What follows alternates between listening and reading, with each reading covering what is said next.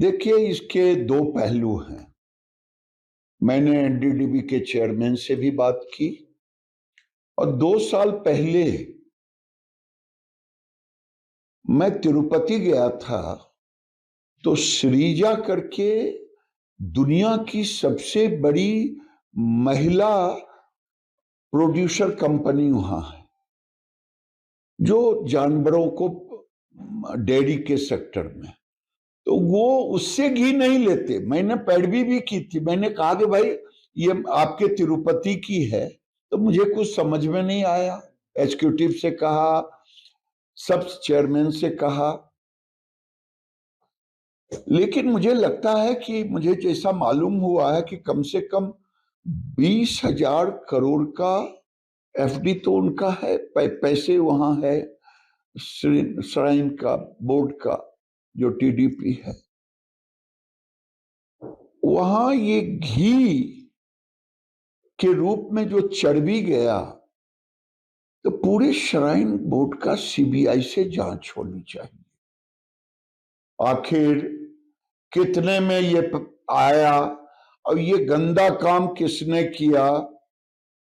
इसलिए एक पक्ष तो है कि सीबीआई से जांच हो, दूसरा पक्ष है एनडीडीबी के चेयरमैन से बात किया, तो जो रिपोर्ट आया है, मेरे पास भी रिपोर्ट है, ये हिंदुओं के ऊपर एक पहाड़ है, क्योंकि उनके पिताजी पहले भी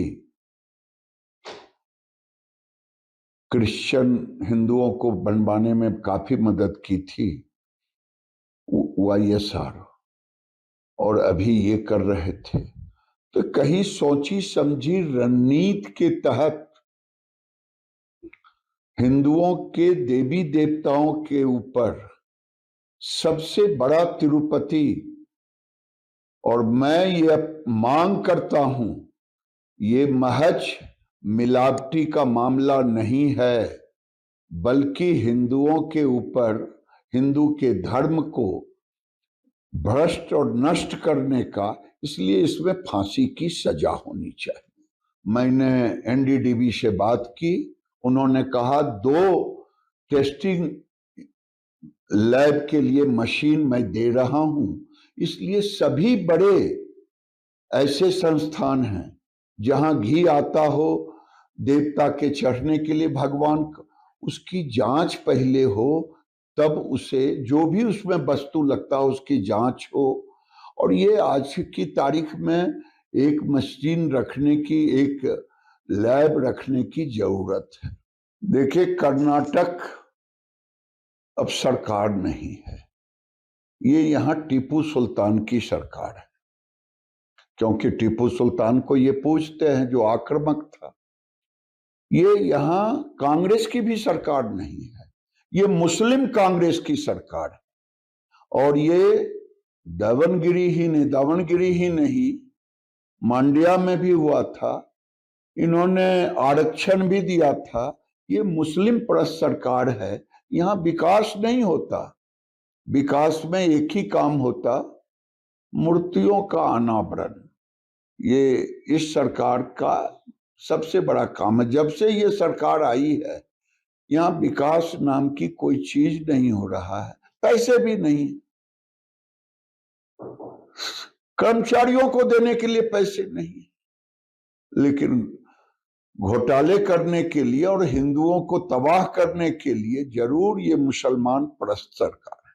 तब तो मैं कहूंगा कि कल है सिद्धारमैया के घर में अगर कुछ हो जाएगा तो वो भी आरएसएस को ही कहेंगे।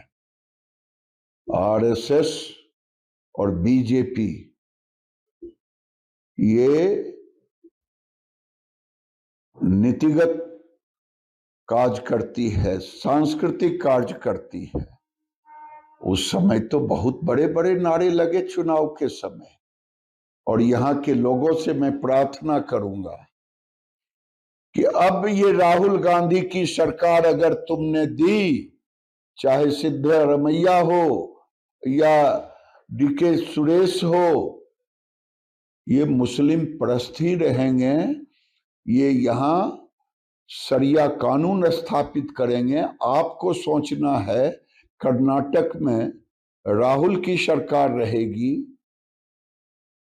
मुस्लिम कांग्रेस की सरकार रहेगी, या कर्नाटक के संस्कृति के साथ वाली सरकार रहेगी।